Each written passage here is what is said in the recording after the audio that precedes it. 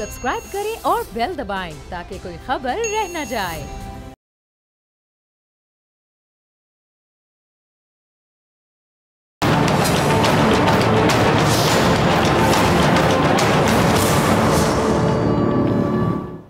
अस्सलाम वालेकुम नाज़रीन, मैं हूं डॉक्टर फ़िज़ा अकबर खान और मैं हूं पाकिस्तान और आप देख रहे हैं पाकिस्तान के सबसे बड़े न्यूज़ चैनल का नंबर 1 प्रोग्राम ऐसे नहीं चलेगा।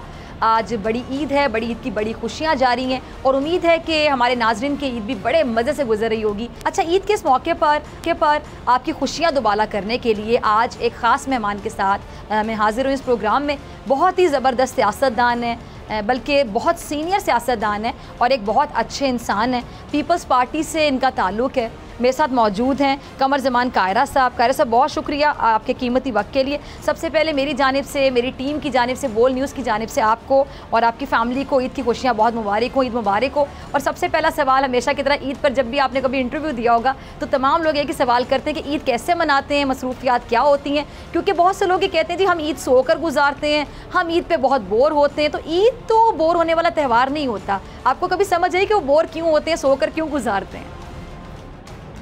बहुत शुक्रिया डॉक्टर साहबा, आपको भी, आपके पूरे टीम को और पूरे मुल्क के बसने वालों को, दुनिया भर में मुसलमानों को मेरी तरफ से भी ईद उल अज़हा की खुशियाँ मुबारक हों। अल्लाह ताला ये ईद हमारे लिए नेकियों का, बेहतरी का बायस बने।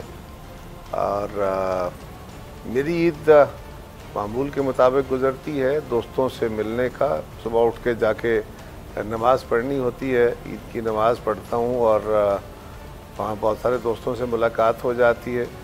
ईद उल अज़हा में क्योंकि कुर्बानी देनी होती है, लेकिन मेरा उस कुर्बानी के जो अमल है, उस रिचुअल से मेरा कोई इतना ज़्यादा ताल्लुक़ नहीं होता, क्योंकि मेरे एक जॉइंट फैमिली है, उसमें मेरे बड़े भाई साहब सारा अरेंज करते हैं, छोटे करते हैं। तो वो फिर मुझसे एक इजाज़त हो जाती है कि जी आपकी तरफ से इजाज़त है, ये कुर्बानी कर दी जाए, मैं दे देता हूँ।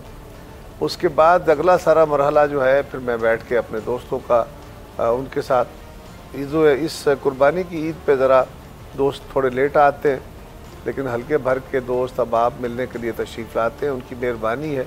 बाकी दिनों में भी वो प्यार का इजहार करते हैं, वो आते हैं, मिलते हैं, गप लगाते हैं। ईद के दिनों में भी वो खुशियों में भी शामिल होते हैं, खुदा न खास्ता कोई गम हो तो उसमें भी शामिल हो जाते हैं। तो ईद की खुशियों में भी वो शामिल होते हैं। फिर रात तक गप्पे शप्पे, दोस्तों से खाने वाने चलते रहते हैं। ईद के अगले दिन कई दोस्तों की तरफ होता है, कई दोपहर को मेरे पास है, किसी और दोस्त के पास है, वहाँ चले जाते हैं। लेकिन ईद के दिनों में भी वही जो मामूल होता है कि अब लोगों से मिल रहे हैं, हल्के के दोस्त आ रहे हैं, उनके साथ गप लग रही है, कोई फ़ोन पे मुबारकी हो रही है। तो सोने वाला तो कोई तसव्वुर नहीं है, बिल्कुल बड़ी मसरूफ़ दिन होते हैं, लेकिन होता वही मिलने मिलाने का तसव्वुर। अच्छा कायरा साहब, आपने कहा कि जब ये ईद कुर्बा होती है, बड़ी ईद होती है, तो कुर्बानी आप नहीं करते हैं, मतलब आप वहाँ पे आपके बड़े भाई जिम्मेदारी अदा करते हैं। तो कुछ लोग होते हैं बड़े सेंसिटिव होते हैं कि वो कहते हैं जी हम जब छुरी चल रही होती है बकरे पर या गाय पर, किसी भी जानवर पर, तो हम नहीं देख पाते, हमसे बर्दाश्त नहीं होता। तो आप उस तरह के सेंसिटिव इंसान हैं, इसलिए अवॉइड करते हैं या और कोई वजह, या कभी आपने कभी कुर्बानी खुद की हो, छुरी खुद पकड़ कर चलाई हो? नहीं, मैंने अपने हाथ से कभी कुर्बानी नहीं की। मेरे लिए गर्दन काटना खासा मुश्किल काम है, लेकिन बहरहाल इतना भी ज़्यादा नहीं। मुझे ये अमल वैसे कोई बड़ा पसंदीदा अमल नहीं है, लेकिन देख लेता हूँ, इसको अवॉइड करने की कोशिश करता हूँ। ठीक है।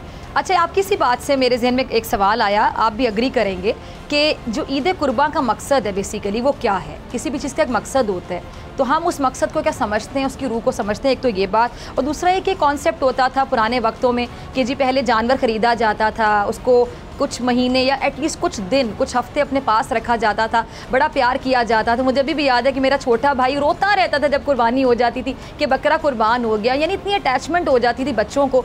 अब वो कॉन्सेप्ट ख़त्म होता जा रहा है, शायद मसरूफियत इतनी ज़्यादा हो गई, ज़िंदगी, हमारा लाइफस्टाइल जो है वो चेंज हो गया। तो आपको लगता है कि जब हम एक दिन पहले जानवर लेकर आते हैं तो क्या हमारी वो अटैचमेंट हो सकती है उस जानवर के साथ, जिस तरह अगर हम बहुत पहले लेकर आ जाएँ तब हो? डॉक्टर साहब, अब पहली गुजारिश तो ये है कि मज़हब में जो अल्लाह के अहकामात हैं उसमें रीजनिंग नहीं तलाश की जा सकती, वो क्योंकि अल्लाह का हुक्म है इसलिए करने हैं। ठीक है। मैं नमाज में कोई हिकमत तलाश करूँ, ये मेरा तरीक़ाकार नहीं है। मैं हज में कोई हिकमत तलाश करूँ, नहीं। 100 तलाश की जाती हैं जी, इसमें फ़लाँ हो जाती है, एक्सरसाइज होती है, फ़लाँ होती है, नहीं, ये अल्लाह का हुक्म है और उस पर कोई रीजनिंग नहीं है। जब मैं अल्लाह को मानता हूँ अल्लाह की किताब को मानता हूँ, अल्लाह के पैगम्बरों को मानता हूँ, नबी आखिर ज़मान को मानता हूँ, तो फिर बाकी चीज़ें मेरा ये अकीदा है। रही बात कि इसकी रूह क्या रहती है, एक तो लोगों के पास अब वक्त नहीं है, जगह नहीं है, शहरों के अंदर जानवर रखना एक मुश्किल काम है, और वैसे भी हम ज़िंदगी के एक नए असलूब में जा रहे हैं। बिल्कुल ये असलूब हम इसके मुताबिक अपने आप को एडजस्ट नहीं कर पा रहे। बहुत ज़्यादा लोग हमारे वो हैं जिन्होंने अपने आप को सो कॉल्ड मसरूफ़ कर लिया है, जो उतने मसरूफ़ है नहीं, लेकिन उनकी ज़िंदगी को इस तरह उन्होंने बेरब्त बना लिया है। मैं नहीं समझता कि बावजूद ज़िंदगी की सारी तेज़ियों के और इकोनॉमी के इश्यूज़ के आज भी हमारा माशरा यूरोपियन माशरों की तरह एक दूसरे से कटा हुआ नहीं है, एक दूसरे से लिंक्ड है। लेकिन हम उनकी एक रवायत में या उनको फॉलो करते करते बाज़ औक़ात उन जैसे रवैये अपनाना शुरू कर देते हैं जो कि नुकसानदेह हैं और उसका कभी हमें फ़ायदा नहीं होगा। और हमें सोचना होगा कि कुर्बानी सिर्फ जानवर की वो काफ़ी नहीं है। हाँ, वो एक फरीज़ा था, वो अदा हो गया, वो अल्लाह का हुक्म था, अदा हो गया। आज जानवर नहीं पाले जाते, ये मजबूरियां हैं लोगों की, लेकिन कुर्बानी क्या सिर्फ वो है? इंसान से अल्लाह कुर्बानी उसके जज्बों की भी मांगता है, उसकी आसाइशों की भी मांगता है, उसके वो दीगर लोगों के लिए जिस माशरे में वो रहता है उस माशरे को बेहतर बनाने के लिए जो उसकी कोशिशें हैं, उसमें जो तकालीफ उठाता है, जो वो सेक्रीफाइसेस करता है, वो भी बड़ी कुर्बानियाँ हैं। और उन कुर्बानियों के बगैर आप वो माशरा तश्कील नहीं दे पाते जो बज़ाहिर अल्लाह को मकसूद है कि कैसा समाज तश्कील पाए जिसमें इंसान बेहतर तरीके से अल्लाह के हुक्म के मुताबिक ज़िंदगी गुजारना उसके लिए आसान हो जाए। मेरा ये ख्याल है कि उस कुर्बानी के बगैर बात नहीं बनेगी। बाकी जो जहाँ तक कुर्बानी जानवर की है वो बिल्कुल अदा हो जाएगी, वो अल्लाह का हुक्म पूरा हो जाएगा, लेकिन अल्लाह का हुक्म इससे बहुत ज़्यादा आगे है और वो कहता है कि मैं नीयतों के भेद बहुत बेहतर जानता हूँ और नीयतों पे सज़ा और जज़ा है। इन्नमल अमालु बिन्नियात। अल्लाह करे हम कुर्बानी की रूह को समझ पाएँ और हम वो कुर्बानियाँ देने की तरफ चलें जिसके नतीजे में हम एक बेहतर समाज तश्कील दे पाते हैं। ये खाली इन रिचुअल से काम चलने वाला नहीं। आमीन। अच्छा कायरा साहब, ये आपने बड़ी अच्छी एक बात अभी कही। आपने कहा कि चलें इस बात को समझना चाहिए कि एक तो लाइफस्टाइल हमारा इस तरह का हो गया, लोग मसरूफ़ हो गए अपनी ज़िंदगी में, और ख़ासतौर पे कोरोना के आने के बाद तो आपको पता है सोशल डिस्टेंसिंग का कहा जाता है। पहले भी खैर कहते हैं जी खून सफ़ेद हो जाता है, लोग इतना मिलना पसंद नहीं करते थे रिश्तेदारों को। अब खैर कोरोना एक बहाना मिल गया बहुत से लोगों को कि सोशल डिस्टेंसिंग है इसलिए हम नहीं आ सकते, आप भी ना आइएगा। अच्छा, एक और चीज़ आपने भी डिस्कस की कि घरों में जगह नहीं होती, शायद घर अब छोटे हो गए, उतना वो इतने बड़े घर नहीं रह गए लोगों के पास, तो फ्रीज़र में जगह कैसे हो जाती, फ्रिज में जगह कैसे हो जाती कि हम तो इस चीज़ को भी नहीं समझते कि अभी भी बहुत से लोग ऐसे हमारे माशरे में मौजूद हैं कि जो कुर्बानी करते हैं और अपने फ्रीज़र गोश्त से भर लेते हैं, जो महीनों गोश्त खाते रहते हैं।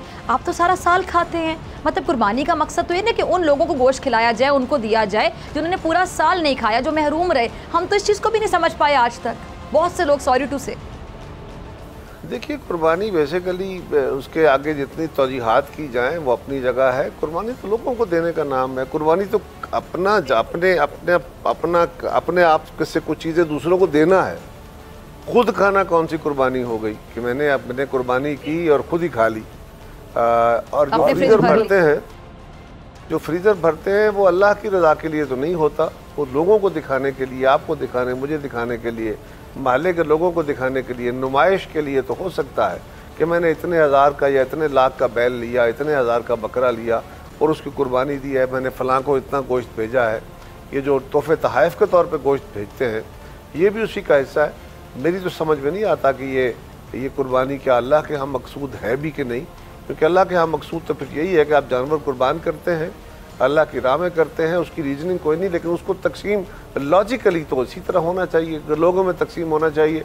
उसका कुछ हिस्सा आप ज़रूर खा सकते हैं कि आप पका के खा लें, लेकिन अगर आप उसका और आपका एक हिस्सा होता है बिल्कुल फ्रीज़र भर लें तो फिर ये नुमाइश है। ये लोगों को तो आप लोगों से तो आप पहलू तय कर सकते। अच्छा कायरा साहब, आपने अभी नुमाइश का लफ्ज़ इस्तेमाल किया, आपने नुमाइश का लफ्ज़ इस्तेमाल किया। नुमाइश अगर कुर्बानी से हट के भी बात की जाए, हमारा जो माशरा है, हमारे आगे जाके हम नाज़रीन ज़रा सियासत की भी बात करेंगे थोड़ी सी, अभी ज़रा इस तरह की बातें मेरे जहन में आ रही हैं। तो कायरा साहब, ये नुमाइश का जो आपने लफ्ज़ इस्तेमाल किया, हमारे माशरे में बहुत से लोगों में कि नुमाइश का एलिमेंट बहुत ज़्यादा पाया जाता है कि लोग किसी भी चीज़ की नुमाइश करते हैं जी। गाड़ी ले ली तो तस्वीरें खींच कर लगा दी, कोई जानवर ले लिया तो उसकी तस्वीर कीमत समेत लगा दी। ये क्या वजह आपको लगता है कि क्या हम एहसास कमतरी का शिकार हैं, हम कॉम्प्लेक्स्ड लोग हैं, या क्या वजह आपको नज़र आती है, या हमें अपने अंदर महरूमी नज़र आती है, या अपने किसी किस्म के कॉम्प्लेक्स को मिटाने की कोशिश है कि हमारी हिस्स को सुकून मिलेगी? क्या किस किस्म का सुकून है, किस किस्म की तलाश है, किस तरफ जा रहे हैं बतौर माशरा? तो तीन बातें होती हैं जी। पहली बात तो यह हम इन्हितात पजीर माशरा हैं, हम कोई बेहतरी की तरफ जाता हुआ माशरा नहीं है मेरी नज़र में। हम मटेरियली ग्रो कर रहे हैं, मॉरली गिर रहे हैं। और जो कौमें, जो माशरे मॉरली गिरते चले जाते हैं वो सर्वाइव नहीं किया करते। अल्लाह करे मेरा ऑब्जर्वेशन गलत निकले, लेकिन वो सर्वाइव नहीं करते। और हमें अपने रास्तों को दुरुस्त करने, अपने इरादों को दुरुस्त करने की ज़रूरत है। नुमाइश की कई वजूहत होती हैं। एक नुमाइश की वजह यह है कि मैं अट्रैक्शन गेन करता हूँ, मैं लोगों के ऊपर लोगों को इम्प्रेस करने की कोशिश करता हूँ, मेरे पास बड़ी गाड़ी है, बड़ा घर है, और वो एक कॉम्प्लेक्स ही हो गया ना जी। दूसरा ये होता है कि आप इसके ज़रिए अपनी ताकत का इजहार करते हैं, नुमाइश के ज़रिए अपनी ताकत का इजहार करते हैं। हमारा बदकिस्मत मुआशरा ये है कि एक गंदी रवायत, एक गलत रवायत, उसको हम बड़े चाव से और शौक़ से देखते हैं। मिसाल के तौर पे कोई 2 नंबर सा आदमी बड़ी सारी गाड़ियाँ 2-4 आगे पीछे लेके, स्क्वाड लेके, गार्ड लेके, वो बंदूकें लेके निकलेगा तो हर बंदा देखेगा ये कौन है, उसको बड़ी इंपॉर्टेंस दी जाएगी। और बड़े से घर वाला होगा, डेरा उसका अच्छा होगा, खाने पिलाने वाला होगा, तो लोग भी उससे बड़े इंप्रेस होते हैं कि अच्छा जी बड़ा डेरादार है जी, उसके हाथों बड़े, ये उसके किरदार को नहीं देखा जाता, उसकी देखने वाली चीज़ है। और उसको लोग अप्रिशिएट भी करते हैं।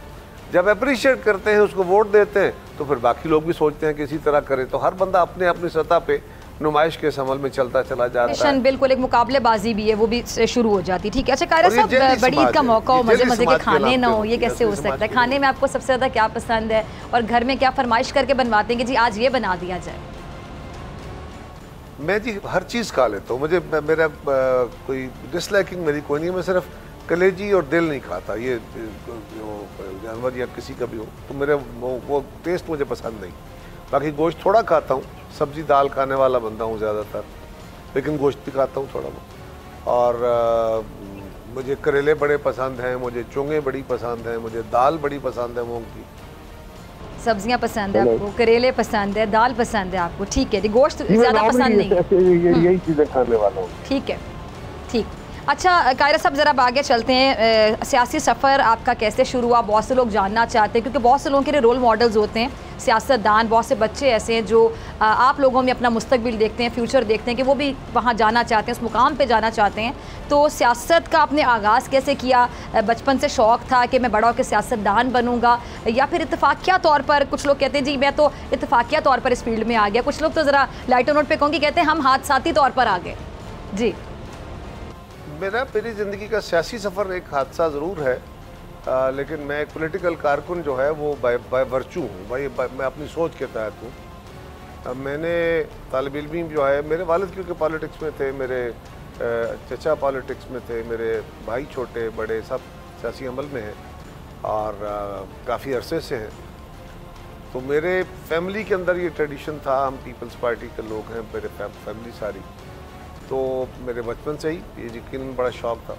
लेकिन मैंने तालिब इल्मी जो स्कूल का टाइम था और कॉलेज का टाइम था, उसमें बहुत चीज़ों को देखा, पढ़ा, तारीख़ पढ़ी, सियासत पढ़ी, थोड़ा बहुत फ़लसफ़े का शौक़ हुआ पढ़ने का। तो इस अमल से आस्ता आस्ता समाजियात को पढ़ा, तारीख़ को पढ़ा, थोड़ा सा थोड़ा मज़हब को पढ़ा, फिर सोशलिज़म को पढ़ा, ये दुनिया के निज़ामों को। तो नेचुरली ये ख्वाहिश पैदा हुई कि यार हमें अपने माशरे को तब्दील करने की कोशिश करनी चाहिए। मैं जिस इदारे में पढ़ता हूँ, इस इदारे को बदलना चाहिए, मैं जिस समाज में रहता हूँ उसको बदलना चाहिए। इसके जो कोड हैं, इसकी जो बुराइयाँ हैं, इसको दूर करने के लिए फ़ाइट करने की कोशिश करनी चाहिए और लोगों को इकट्ठा। तो इस अमल में मैं पहले था, मैं सियासी कारकुन था, मैं जिंदाबाद मुर्दाबाद करता था, मैं ज़ियाउल हक़ की आमरीत के ख़िलाफ़ उन जलसों में भी शामिल, जुलूसों में भी शामिल था और पूरे जोशो खरोश से शामिल था। लाठियाँ खाने वालों और मारने वालों में था। मैं अगर बच गया तो मेरी किस्मत थी, लेकिन जिस जुलूसों में फायरिंग से लोग शहीद हुए, मेरे अपने शहर का एक नौजवान ज़फ़र इकबाल शेख शहीद हुआ, मैं उसके साथ था। तो उस हद तक का जज्बाती कारकुन था। लेकिन मैं फैमिली में मेरा इरादा ये अमली सियासत में आने का नहीं था। वालिद साहब और चचा के साथ मेरे बड़े भाई ताहिर ज़मान साहब और छोटे नदीम असगर साहब, वो दोनों उनके साथ काम करते थे। फैमिली का आलमोस्ट डिज़ाइन यही था कि वो दोनों भाई जो हैं वो पॉलिटिक्स करेंगे और हम बाकी उनको सपोर्ट करेंगे। हमारा ये जो हमारी पॉलिटिक्स है उसका यही स्टाइल होता है, बाकी सब सपोर्ट करते हैं। तो 2000 में लोकल बॉडीज़ इलेक्शन हुए, मेरे छोटे भाई नदीम असगर जो हैं वो मुंतखब हुए नाज़िम, और वो फिर तहसील नाज़िम हो गए। तो नाज़िम की सीट खाली हो गई। उस सीट के ऊपर बड़ा कंटेस्ट था, क्योंकि मेरे बुज़ुर्गों के बाद वो पहला इलेक्शन हम जीते थे और बड़ा दबाव था कि जिनसे ये यूनियन कौंसिल, ये हमारे इलाकों में होता है कि जी ये घर की सीट है, ये हरा के तो हम साबित करेंगे कि ये बड़े कमज़ोर हो गए। इसकी कोई मानी बड़े तो नहीं होते, लेकिन बहरहाल सिम्बॉलिकली ये इशू होता है। तो हमारे शहर की मीटिंग हुई, फैसला करना था। मैं खुद इस इरादे में था कि हमारे एक बुज़ुर्ग थे शेख अब्दुल खलील साहब, अल्लाह ताला उनको बड़ी की रहमत करे, उनके बेटे, मैंने कहा उनको इलेक्शन लड़ाते हैं नाज़िम का, वो हमारी यूनियन कौंसिल में है। कोई ज़रूरी नहीं है कि हम ही MPA बने, हम ही MNA बने, हम ही नाज़िम बने, तो ये ज़रूरी नहीं है, बाकी दोस्तों को भी हक मिलना चाहिए। तो मैंने उनका नाम उनके लिए कोशिश की, लेकिन मैं उस मीटिंग के अंदर अपने चाय वाय का बंदोबस्त कर रहा था इधर उधर। तो थोड़ी सी डिस्कशन के बाद तो शेख खलील साहब हमारे बुज़ुर्गों के बड़े करीबी साथी थे, वो हमें डांट वांट भी लेते थे। तो उन्होंने कहा कि आप लोगों को समझ नहीं है, हमारे मुखालिफिन बड़े तगड़े हैं, उनकी हुकूमत वक्त में उनका हाथ सीधा है और हमारे लिए ये इलेक्शन बड़ा मुश्किल होगा, और ये इलेक्शन आपके घर में से कोई लड़े और वो भी कमर लड़े। तो मैंने तो शोर किया, मैंने कहा जी मैं तो इलेक्शन नहीं लड़ूंगा। उन्होंने मैंने कहा जी मैं तो कारोबार करूंगा, सारे सियासत तो नहीं करेंगे, ये दो भाई पहले कर रहे हैं। उन्होंने कहा तुम चुप करो, वो जिस तरह बुजुर्ग अपने दावे से कहते चुप करो, तुम कर लेंगे कारोबार भी, तुम्हें पता नहीं है सियासत इस वक्त ज़्यादा ज़रूरी है। तो सब ने कहा जी चुप करो, ठीक है ठीक है ठीक है। बाद वो इलेक्शन लड़ा और लोकल बॉडीज़ का मुश्किल इलेक्शन था, लेकिन बड़ी लीड से जीत गए। मुझे मेरे शहर के लोग सब सही करते हैं, लेकिन मुझसे बहुत ज़्यादा प्यार करते हैं, उनकी बड़ी मोहब्बत है मेरे साथ। तो छोटे बड़े मेरी माएँ बहनें सब, मुझे उन्होंने बड़ी लीड से कामयाब कराया। फिर उसके बाद कोई 8-9 महीने में ज़िला कौंसिल में और यूनियन कौंसिल में अपना रोल अदा करता रहा। वहाँ बड़े कमाल के हमारे साथी वकला यंग, जो मुख्तलिफ शहर जो ज़िला भर के यूनियन कौंसिलों से आए हुए हमारे नाज़मीन थे जो अपोजिशन में, वो बड़ी तगड़ी टीम थी। तो मैं उसका हिस्सा बना, तो मुझे वहाँ काम करने का मौका मिला, तो मेरे उस काम को भी लोगों ने अप्रिशिएट किया। मैं बड़ा जुनूनियों की तरह काम करता हूँ, तो वो बड़े 8-9 महीने बड़ा ज़बरदस्त दौर था। हम अपोजिशन में थे, काफ़ी लीग की गवर्नमेंट बन गई थी। तो 2002 के इंतखाब आए, तो मैंने बड़े भाई साहब से कहा जी कि मेरा इतना ही रोल था, अब आप करिए।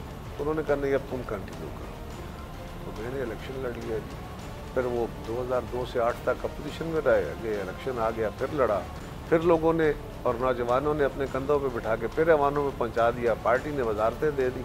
उसके बाद अगला इलेक्शन आया तो लूज कर गए, लोगों की शायद तवक्कुआत पूरी नहीं कर सके। अब आपके पास है, सियासत कर रहे हैं। सो मैं एक हद तक हादसाती हूँ कि मैं अमली सियासत में नहीं आने का इरादा रखता था, लेकिन मैं बहुत ज़बरदस्त किस्म का पॉलिटिकल कारकुन था, आज भी हूँ। ठीक। अच्छा कारी साहब, जब हम जिस आप किसी सियासतदान की बात करें, जब आप नए नए सियासत में आते हैं तो ज़ाहिर बात है उम्र भी कम होती है, एक जज्बा बड़ा होता है, एंथुसियाज्म होता है, कुछ करके दिखाने का एक जज्बा होता है कि बस कुछ करके दिखाना है, अपना नाम बनाना है या फिर आवाम की खिदमत करनी है।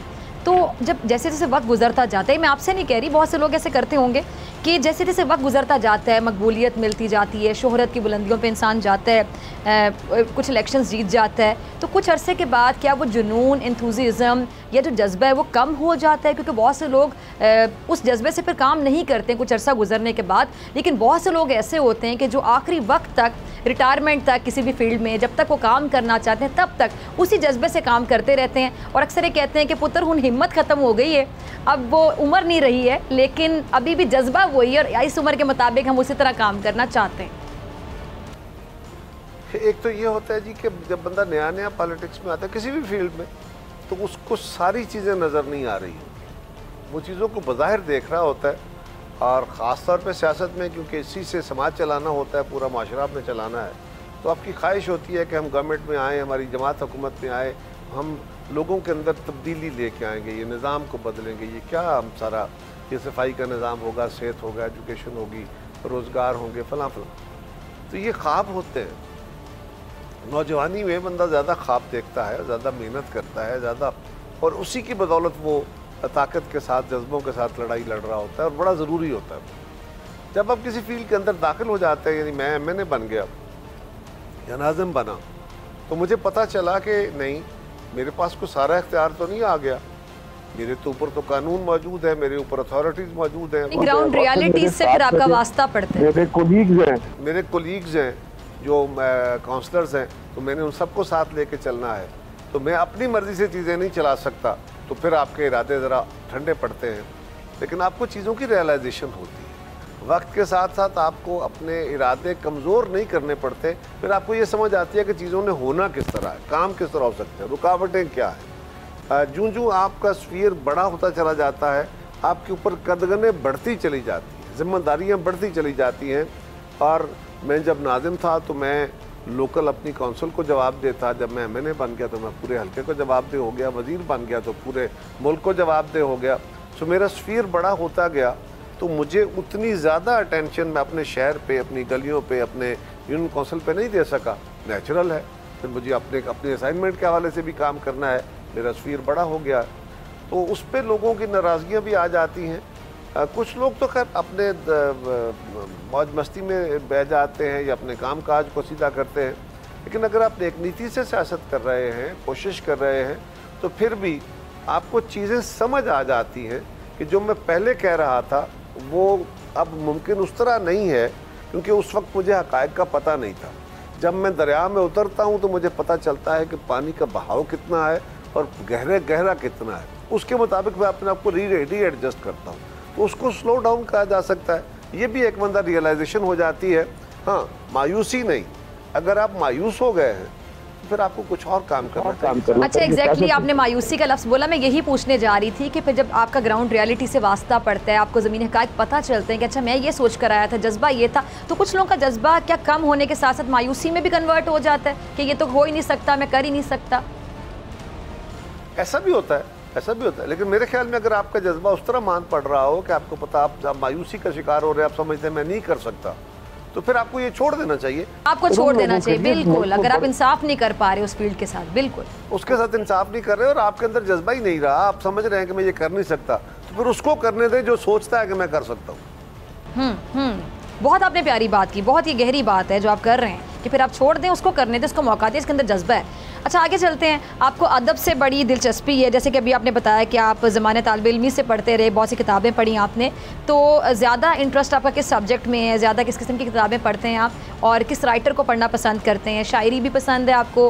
किस शायर को पढ़ना पसंद करते हैं कायरा साहब? मैं ये वक्त के साथ साथ चीज़ें तब्दील होती रहती हैं। स्कूल में थे तो इब्न सफ़ी पढ़ते थे, जासूसी नावल पढ़ा करते थे, हमारे दौर में इब्न सफ़ी होता था। जासूसी नावल तो बहुत लोगों को पसंद होते थे जी। जासूसी नावल होते थे ना, आजकल के बच्चों के लिए वो बिल्कुल बेमानी बातें हैं, लेकिन हमारे बचपन में वो था। और खेल भी और तरह के थे। जी जी, आप शायरी का भी शौक? तारीख पढ़ी जी, तारीख का शौक है, फ़लसफ़े का शौक है। अब तो करंट अफेयर्स के भी इशूज़ रहते हैं। और मैं सोशल साइंसेस के ऊपर ज़्यादा गौर करता हूँ, तवज्जो देता हूँ, मेरा फील्ड वो। अब तो पढ़ने का टाइम कम मिलता है। सबसे बड़ा अज़ाब ये है कि सियासी ज़िंदगी में आप इतने उलझ जाते हैं कि आपके पास पढ़ने का वक्त कम हो जाता है, जो बहुत बड़ा कम ख़राब होता है। और मैं शायरी में बहुत सारे लोग पढ़ता हूँ, मैं सूफ़ी शायरी भी पढ़ता हूँ, फैज़ साहब का बड़ा मद्दा हूँ, फराज साहब का बड़ा मद्दा हूँ, गालिब तो यकीनन शायरों में पैगम्बराना हैसियत के मालिक थे। बहुत सारे और लोग भी हैं, और फिर पंजाबी के शुअरा भी हैं, इसी तरह गज़लें हैं, गीत हैं, सुनते भी हैं बहुत सारे। अच्छा, मौसीकी का शौक भी है आपको? गज़लें सुनते हैं, म्यूज़िक सुनते हैं? जो शख्स मौसीकी का शौक नहीं रखता वो ज़िंदगी में कोई अच्छा काम नहीं कर सकता, वो नज़म ज़ब्त के साथ नहीं चल सकता। तो फेवरेट सिंगर कौन से आपके, किसको ज़्यादा सुनना पसंद करते हैं? पुराने सिंगर्स में अगर मैं पूछूं, और जो अब आज के दौर के सिंगर्स हैं? आजकल के ज़माने में ज़रा आजकल के म्यूज़िक को कम सुनता हूँ।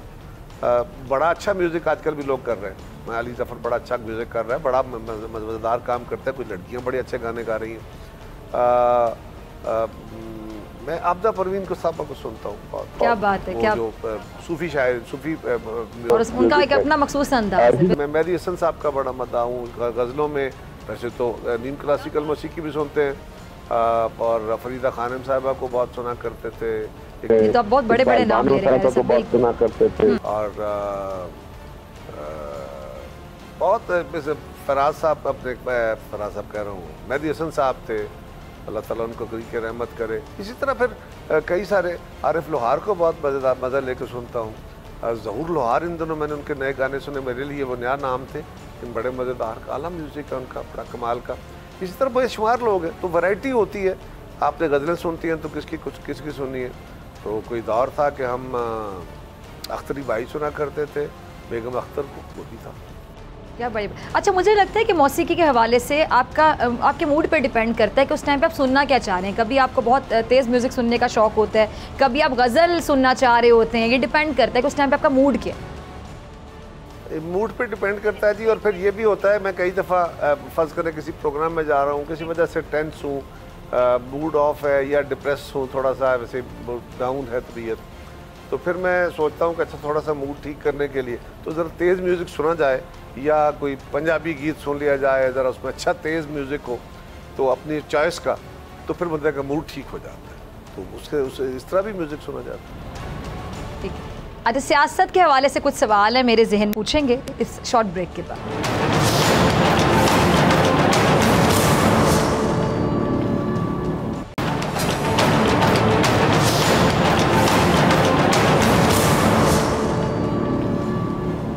वेलकम बैक नाजरीन।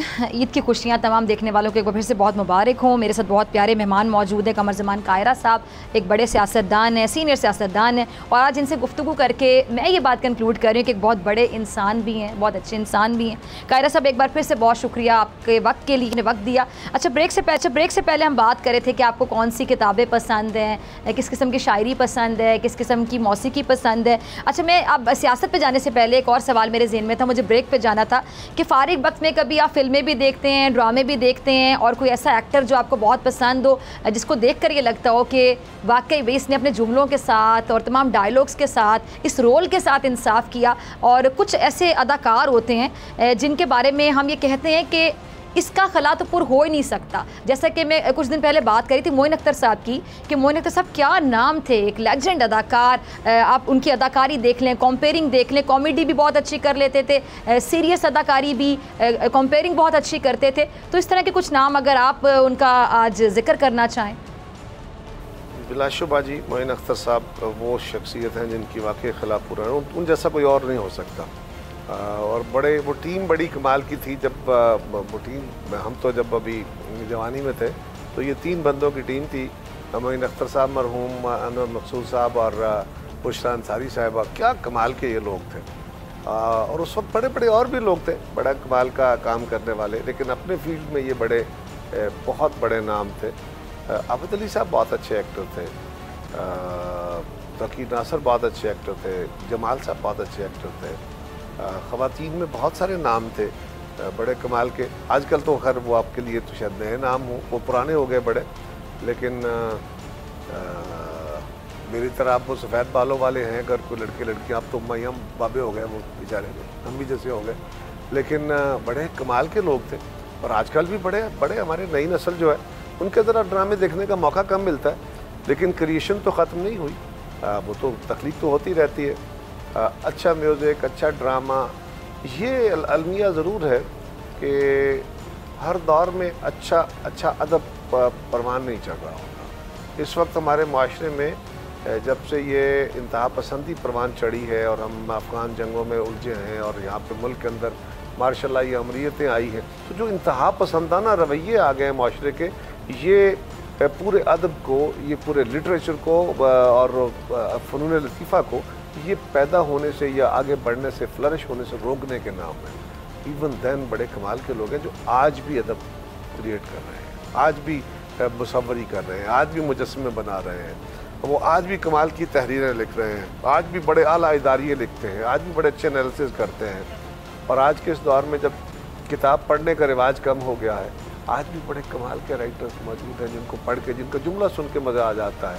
और हमारे मैं आजकल जो जदीद हमारे बेशुमार आला ये जो है ना इंफोटेनमेंट में बड़े बड़े कमाल है। सुहेल अहमद साहब क्या नाम है, इसी तरह और बहुत सारे लोग हैं। ठीक है जी। अच्छा कायरा साहब आगे चलते हैं। सियासत के हवाले से कुछ सवाल है मेरे जहन में। बिलावल जरदारी के हवाले से बहुत से लोगों की बहुत तरह की राय है, जैसे कि जो बहुत ख़ुद को सीनियर समझते हैं। मेरे ख्याल से गालिबन आप ही मेरे साथ एक प्रोग्राम में थे तो हमने इस पर बड़ी खुलकर बात की थी कि उम्र के हवाले से या तजर्बे के हवाले से लोगों की राय होती है कि जिसकी उम्र पक्की है, जो 50+ है, या फिर जिसके बाल सफ़ेद, इसका तजर्बा बहुत ज़्यादा है, 25-26 साल का, 2 to 3 डेकेड्स, वही कोई मुकाम रख सकता है, वही कोई पहचान बना सकता है, उसी पे ट्रस्ट किया जा सकता है।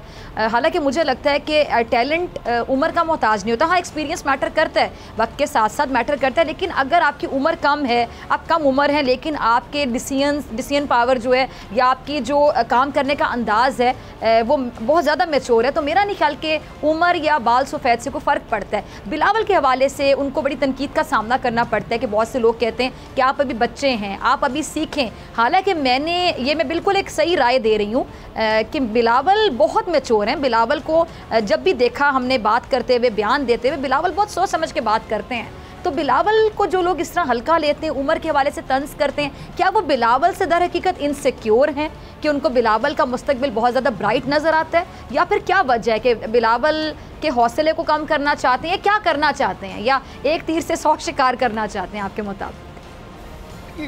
किसी पर्सनैलिटी को अटैक करने के लिए आप कई तरीक़ाकार इख्तियार को, उसके आर्गूमेंट को पकड़ सकते हैं, उसके ख्याल को पकड़ सकते हैं, उसके पर्सनैलिटी को, उसके लिबास को ऊपर एतराज़ कर सकते हैं। ये एक उनका तमस्कर उड़ाने के लिए एक तरीक़ाकार अडॉप्ट किया जा रहा है, जो कि बहुत गलत बात है। नहीं, अब तो बिलावल साहब के साथ मरियम बीबी को भी शामिल किया जाता है, हालांकि वो उनके बच्चे भी अब जवान हैं, बल्कि बच्ची शादियाँ हो गई हैं, उनके वो नानी है और वो एक मैच्योर खातून है, एक मैच्योर पॉलिटिशियन है, उनको भी बच्चे बच्चे कह के मतलब है किया जाता है कि जी आजकल बच्चे गेम चला रहे हैं, बच्चे पॉलिटिक्स चला रहे हैं। याद रखिए, यकीनन तजुर्बा बड़ा कमाल की चीज़ होता है, यकीनन सफ़ेद बालों वाले एक उम्र से गुजरे होते हैं, लेकिन तारीख़ में बहुत बड़े बड़े लोग सिर्फ सफ़ेद बालों वाले नहीं हुए। अमेरिका के कई सदूर हैं, कैनेडी शायद 40-42 साल की उम्र में सदर बन गए थे, ओबामा शायद 40-42 साल की उम्र में सदर बन गए थे अमेरिका के, उससे पहले वो 10 साल सेनेटर रहे। भुट्टो शहीद खुद वो वज़ीर बने तो उनकी उम्र कोई 24-25 साल या 26 साल थी।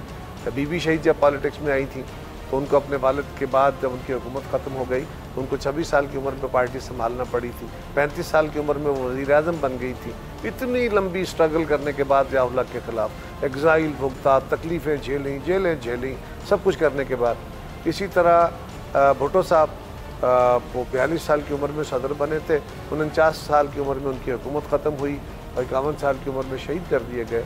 तो कई लोग जाके 80 साल के भी कुछ नहीं होते और जो कुछ करने वाले होते हैं वो 30 साल 32 साल बड़ी उम्र होती है। दुनिया में जो बड़े बड़े लोग हैं, सिकंदर आज़म बड़ा जवानी में चला गया था, किसी 80 साल बंदे ने को सिकंदर आज़म काम नहीं किए थे। बड़े लोग वो कहते हैं ना, वो अपने अवाइल में ही पहचाने जाते हैं।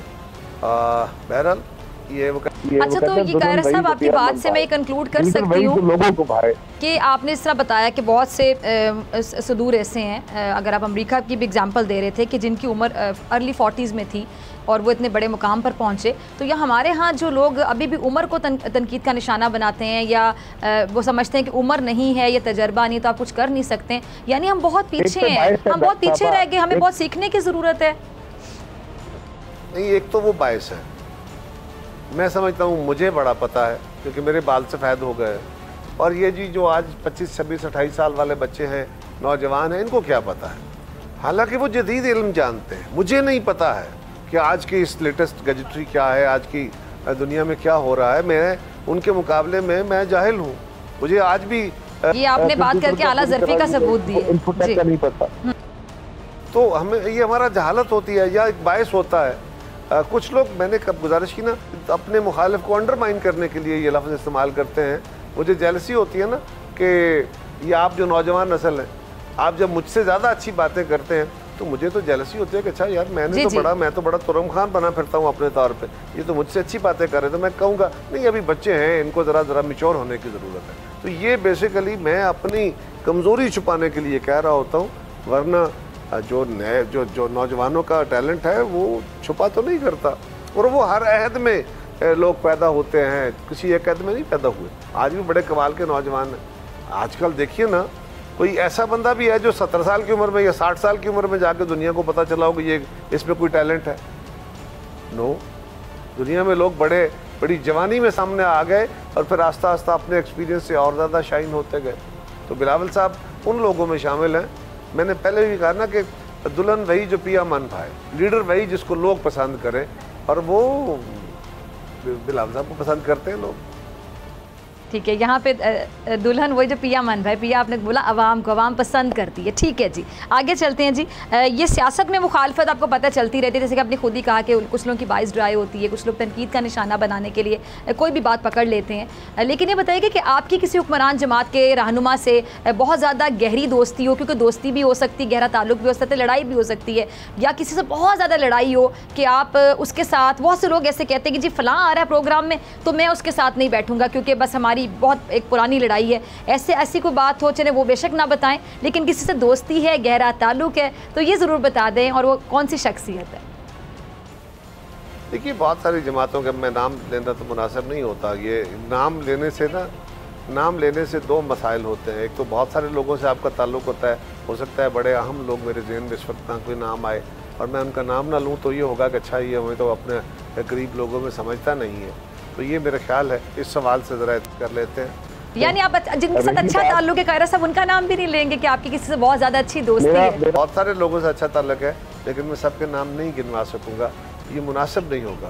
तो मैं गुजारिश करूँ, सब जमातों के लोगों के साथ अच्छा ताल्लुक होता है, हर जमात के अंदर अच्छे बुरे लोग मौजूद होते हैं। चलिए इतना बताइएगा कि जब आप पीपल्स पार्टी से ताल्लुक रखते हैं, होता है ना किसी के साथ इख्तलाफ पे कभी कभी तलखी हो जाती है। मैं भी कोशिश करता हूँ कि तलखी ना हो, लेकिन फिर भी कभी हो जाती है। एंकर से भी लड़ लेता हूँ, मुखालफों से भी लड़ लेता हूँ, भला हो उनका। कभी मुझे वो एक हाथ से आगे भी, और मुझे लगता है कि इख्तलाफ हो तो उसको भुलाने की कोशिश करनी चाहिए। माफ़ी तलाफी से अगर मामला हल होता है तो बहुत बड़ी बात होती है। ये नहीं हो कि मैं फलां बंदे से बोलूँगा नहीं। मुझे रियलाइज़ हो जाता है कि मैंने गलती की है, मैं एग्रेसिव हुआ हूँ, या मेरे साथ किसी ने अगर गलत बोला तो मुझे टॉलरेट करना चाहिए था, तो मैं उसको एग्री कर लेता हूँ, एक्सेप्ट कर लेता हूँ। कई दफ़ा ये होता है कि कुछ दोस्तों से, कुछ मेहरबानों से, या कुछ अफराद या ख़वातीन हज़रात से आप इसलिए एतराज़ करते हैं कि उनका स्टाइल ऑफ आर्गूमेंट जो है वो आपके लिए काबिल कबूल नहीं। वो जिस तरह फ़र्ज़ करें आपके साथ मैं बात कर रहा हूँ, अब एक प्रोग्राम में 2-3 लोग बैठे हुए हैं और एक बंदा बार बार आपको बोलने नहीं दे रहा है, इंटरप्ट करता रहता है, तो फिर वो तलखी का बायस बन सकता है। 1-2 दफ़ा तजर्बा करने के बाद फिर आप कोशिश करते हैं कैसे एतराज़ कर लिया जाए, कोशिश कर ली जाए कैसा ना हो, ताकि लोगों के सामने ये आपकी शक्ल नहीं जानी चाहिए कि आप लड़ाकू हैं। जो असल सूरत है वही रहनी चाहिए। अच्छा कायरा साहब, आपने बड़ा एक अहम पॉइंट अभी छेड़ा कि बैठ के कोई जब आपको बोलने नहीं दे रहा होता, कुछ ऐसे लोग होते हैं कि 3 मेहमान हैं तो एक ज़्यादा बात किए जा रहे हैं, दूसरे तो बात नहीं करे। चलें, एक तो ये है, एक इससे बढ़कर ये होना शुरू हो गया जिसमें बड़ा अफसोस होता है कि अखलाकियात का बाकायदा जनाजा निकाल दिया जाता है, इतनी एक दूसरे की किरदार कुशी तक कर दी जाती है और ज़ातियात पर हमले शुरू कर दिए जाते हैं। इस हवाले से यकीनी तौर पर आपको भी बड़ा दुख होता होगा, बड़ा अफसोस होता होगा, क्योंकि आप उन सियासतदानों में शामिल हैं जिनको मैंने हमेशा बड़े प्रेजेंटेबल अंदाज में देखा, टीवी पे बहुत डिसेंट बात करते हैं, बहुत मैच्योरिटी से बात करते हैं। तो इस तरह के लोगों के बारे में क्या राय है आपकी? इनको अपना वतीरा दुरुस्त करना चाहिए, क्या करना चाहिए? और बतौर सीनियर सियासतदान आपको दुख होता होगा देखकर? देखिए, बात यह है कि इंसान का रवैया उसकी शख्सियत की अक्कासी होता है, वो है क्या। मेरा ख्याल ये है कि अगर बंदे के अंदर आर्गूमेंट हो, उसको इल्म हो, समझ हो, तो उसको गुस्सा कम आता है। और जिसके पास आर्गूमेंट नहीं होता, लफ्ज़ कम होते हैं, ख्याल नहीं होता, तो उसको गुस्सा ज़्यादा आता है। वो गुस्से से अपनी कमज़ोरियाँ छुपाना चाहता है। मैं भी कई दफ़ा गुस्से में आ जाता हूँ, कोशिश करता रहता हूँ कि ना हो, लेकिन मैं भी उन्हीं लोगों में शामिल हूँ। हाँ, आज़ुकात बड़े आलम फाजल लोग जो होते हैं वो बड़े ठंडे बैठ के हंस रहे होते हैं, अपन उनको तनकीद भी करते हैं, तो वो उन्हें पता होता है कि ये शख्स अपनी जहालत की बुनियाद पे ये कुछ कर रहा है, ऐसे लोग सारे तो नहीं हो सकते, चांदी होते हैं, लेकिन फिर भी बंदे को कोशिश करनी चाहिए कि दूसरे की बात सुने। मैं अपने मुखालफ को उसकी अगर हरदा सराई भी करूँगा, बहुत ज़्यादा बोलूँगा, तो कोई लोगों के दिलों में उसके लिए हतमी चीज़ें पैदा नहीं कर सकूँगा। अलग बात है कि आज इस दुनिया के अंदर जो गैजेट आ गए हैं, जो नई टेक्नोलॉजीज़ आ गई हैं, उससे प्रोपेगेंडा टूल इतना तगड़ा हो गया है और हर बंदा समझता है कि मैं मीडिया, सोशल मीडिया या अखबारात के ज़रिए अपने मुखालिफ को इतना डीफेम कर लूँ, भले गलत करूँ, इतना डीफेम करूँगा कि लोग उसकी शक्ल को पसंद नहीं करेंगे, लोग उसके काम को पसंद नहीं करेंगे, लोग उसको डिसऑन करना शुरू कर देंगे। तो वो अपनी कोशिश कर रहा होगा, मैं अपनी कोशिश कर रहा हूँ, इससे कोई अच्छा इफ़ेक्ट नहीं आएगा, इससे माशरे को कोई बेहतरी नहीं मिलेगी। मेरा ख्याल है अगर कोई लीडर इससे वक्ती तौर पर बेनिफिट ले भी लेगा तो वो सूनर और लेटर एक्सपोज हो जाएगा। ठीक है। अच्छा कारी साहब, आपका ताल्लुक पंजाब से है और पीपल्स पार्टी का पंजाब में आगे आप क्या देखते हैं फ्यूचर? क्या पीपल्स पार्टी पंजाब में फिर से जो पीपल्स पार्टी का जन्म है वो मुमकिन हो सकेगा आपके मुताबिक? यकीनन होगा जी, यकीनन होगा। इसके लिए ज़रूरी ये था कि जो एक लोगों को एक बुखार चढ़ाया गया था कि जी ये पीपल्स पार्टी भी ख़राब है, मुस्लिम लीग भी ख़राब है, इन्होंने कुछ नहीं किया, इन्होंने ये नहीं किया। अब लोगों को समझ आ गई कि खान साहब को जो बनाया गया था, जितने वादे और दावे करके वो तशरीफ़ लाए थे, उन्होंने बड़े बुलंद बांग दावे किए थे कि इतने 100 अरब बाहर से डॉलर आ जाएंगे, इतने टैक्स इकट्ठे हो जाएंगे, बिजली सस्ती, गैस सस्ती, तेल सस्ता, नौकरियां आम, बाहर से लगा के रोज़गार कमाएंगे। वो सारा लोगों को समझ आ गया कि वो अपनी जगह थे, वो सारे यू टर्न हो गए। तो ये लोगों का जो एक बुखार था, ये उतरना भी ज़रूरी था। इसी तरह मुस्लिम लीग हमारे एक मुखालिफ जमात है, बाकी मुखालिफ जमातें हैं, उनके कारकुनों के सामने हमारी शक्ल और हमारे सामने उनकी शक्ल आ गई। तो लोगों को जज करने के लिए अब सारी जमातों का कैरेक्टर उनके सामने है, उनके हालात उनके सामने हैं। पीपल्स पार्टी इस मुल्क के लोगों की एक सही मानों में आम आदमी की, मजदूर की, किसान की नुमाइंदा जमात है। आज भी अगर मुल्क के अंदर इंतहा पसंदी के सामने कोई जमात खड़े होके डट के बात करती है, उसकी अजाब झेलती है, उसके नुकसान उठाती है, तो उन जमातों में सुर्खील जमात पीपल्स पार्टी मिलेगी, आपको पीछे नहीं मिलेगी। वो है ना, मैं अक्सर शेर पढ़ा करता हूँ कि हम सवाल तलब कौन से फरहाद थे, लेकिन अब शहर में तेरे कोई हमसा भी कहाँ है। ये पीपल्स पार्टी ने रिवाइव होना ही है, रिवाइव्ड है, लेकिन ये जो एक फेज़ आया था इंशाल्लाह गुजर जाएगा। अब लोगों को हक़ाइक़ समझ आने शुरू हो गए कि जी जो दावे थे तो वो कहाँ थे, बाकी जमातों की सूरत हाल क्या है, पीपल्स पार्टी ने जो माजी में किया था उसके लोग कंपैरिजन करना शुरू हो गए। यही सूरत हाल होती है लोगों को सही मायनों में अपनी जजमेंट पास करनी। पीपल्स पार्टी को भी अपनी गलतियाँ दूर करनी चाहिए, हमें भी अपने केडर्स को दुरुस्त करने की ज़रूरत है, तंजीम दूर करने की ज़रूरत है। ठीक है, तो कायरा साहब ये एक बड़ा सवाल है, आपकी बात से मेरे जहन में आया, तो आई होप कि आप इसका जवाब देना पसंद करेंगे कि पीपल्स पार्टी को भी अपनी गलतियां सुधारनी होंगी। तो पीपल्स पार्टी की, आपकी अपनी जमात की, अगर मैं आपसे आज ये ऑन एयर पूछना चाहूँ कि आपको क्या लगता है कि पीपल्स पार्टी की बड़ी गलतियाँ या कोई एक बड़ी गलती जो आपको लगता है इसको सुधारने की बहुत ज़रूरत है कि आप वक्त से सीखें, उस गलती से सीखें, उस फ्लॉ को फिक्स करें आइंदा अच्छे मुस्तकबिल के लिए, पीपल्स पार्टी का जो मुस्तकबिल हो सियासत में, तो आपको क्या लगता है कि पीपल्स पार्टी की सबसे बड़ी गलती कौन सी है आपके मुताबिक? पीपल्स पार्टी, देखिए गलती वो होती है जो इंटेंशनली की जाए। मैं नहीं समझता कि पीपल्स पार्टी ने कोई इंटेंशनली गलतियाँ की हैं, लेकिन कुछ चीज़ें वो जो जबर आपसे, हालात का जबर आपसे वो फैसले करा लेता है। पीपल्स पार्टी को जितना तोड़ा गया, जितना मारा गया पिछले 50 साल में, बार बार, और सिर्फ ये नहीं है कि उनके लोग तोड़े गए, उनके ऊपर तशद्दुद हुआ, उनको जेलों में डाला गया, बल्कि इसके खिलाफ जितना प्रोपेगेंडा हुआ, जितना हेट्रेड फैलाया गया पीपल्स पार्टी के लिए, उसके बावजूद पीपल्स पार्टी सर्वाइव कर रही है। तो बहुत सारी जगहों पे एडजस्टमेंट्स करनी पड़ी पीपल्स पार्टी को। मेरा ख्याल है कि हमें आज भी भुट्टो शहीद का वो ओरिजिनल फ़लसफ़ा जो था, जिसमें इस मुल्क के अंदर ज़ात, बिरादरी, कबीले की निज़ाम ख़त्म करके इसमें नई शनाख्तें, जमहूरी शनाख्तें पैदा करने के लिए, जिसमें सारे लोगों की ओनरशिप हो, इस मुल्क के अंदर सारे इक्वल शहरी हों, उनके वसाइल के हवाले से वो ऊंच नीच हो जाए, लेकिन रियासत के अंदर सब इक्वल हों, उनकी अपॉर्चुनिटीज़ इक्वल हों, ऐसा निज़ाम तश्कील की तरफ जाने की कोशिश करनी चाहिए। और जो दौलत की तकसीम का एक बेमहाबा इस वक्त इम्बैलेंस हो गया है, एक तरफ दौलत के पहाड़ इकट्ठे हो गए हैं, दूसरी तरफ गुर्बत की अथाह गहराइयाँ हैं, तो उस तरफ भी पीपल्स पार्टी को फौरी तौर पर तवज्जो देने की ज़रूरत है, ताकि हम लोगों की एक आइडेंटिटीज़ और उनकी शनाख्त और उनके तशख़्ख़ुस की बदौलत उनकी ज़ात बिरादरियों के साथ इंसानों की तज़हीक न की जा सके, उनको कमतर और बेहतर ना बनाया ना ग्रेड किया जाए, बल्कि इंसानों को इंसान ग्रेड किया जाए और इल्म और किरदार के तौर पे कोई बेहतर इंसान है तो उसको आगे लाया जाए। ये पीपल्स पार्टी का खासा था। इसी तरह जो इस मुल्क के अंदर मजदूर है, किसान है, दहकान है, उसको ऊपर उठाने के लिए और ताकतवर के जबर को रोकने के लिए, उसके पास बेमुहाबा दौलत का इकट्ठ को रोकने के लिए ये पीपल्स पार्टी की फ़िलासफ़ी थी।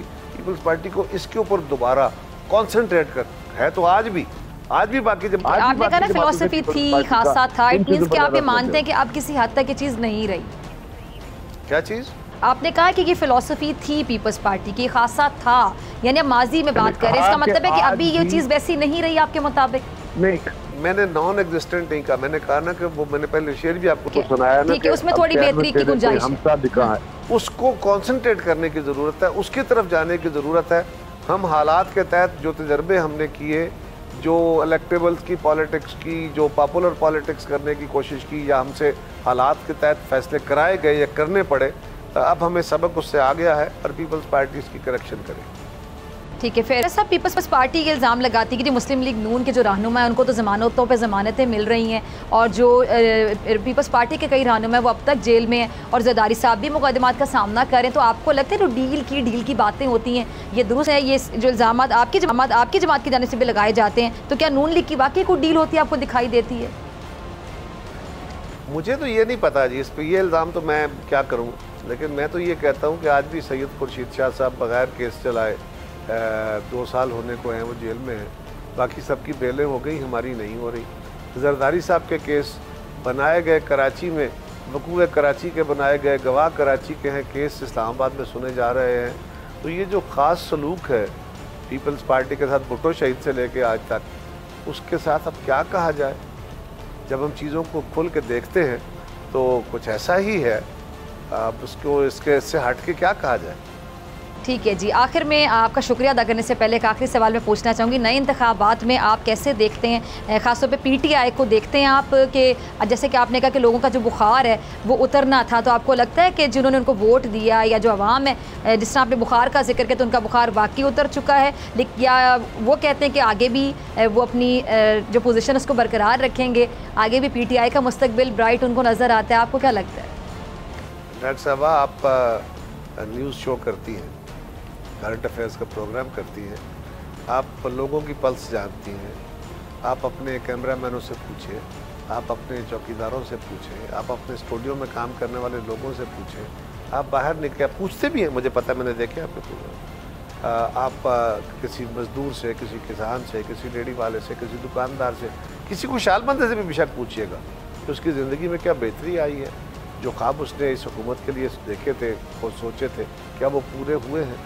पीटीआई वालों से पूछिए, जो पीटीआई वाले खुद इतने कॉन्फिडेंट क्यों दिखाई देते हैं? वो तो ये कहते हैं कि अगली हुकूमत भी हमारी ही है, तो उनके कॉन्फिडेंस की वजह आपको क्या दिखाई देती है? वो अपनी परफॉर्मेंस से मुतमईन है, खुश है, या फिर वो इन तमाम वोटर्स को नहीं मिलते जाके, उनको नहीं पता कि बाहर ये जो लोग फिर रहे हैं, जो जिसने आपने जिक्र किया, चौकीदार से पूछें, कैमरामैन से पूछें, आवाम से पूछें, किसी सब्जी वाले से पूछें, किसी ठेले वाले से पूछें, क्या वो इन लोगों से नहीं मिलते? इसका मतलब है ये नाम के अवामी नुमाइंदे हैं आपके मुताबिक?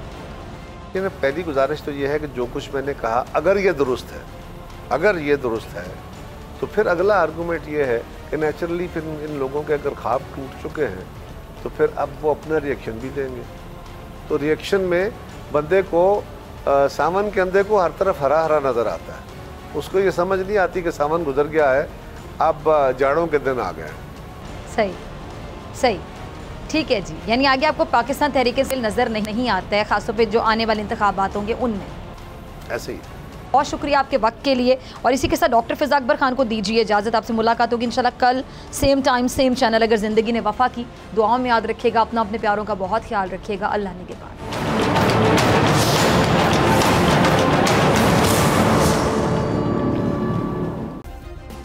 सब्सक्राइब करें और बेल दबाएं ताकि कोई खबर रह न जाए।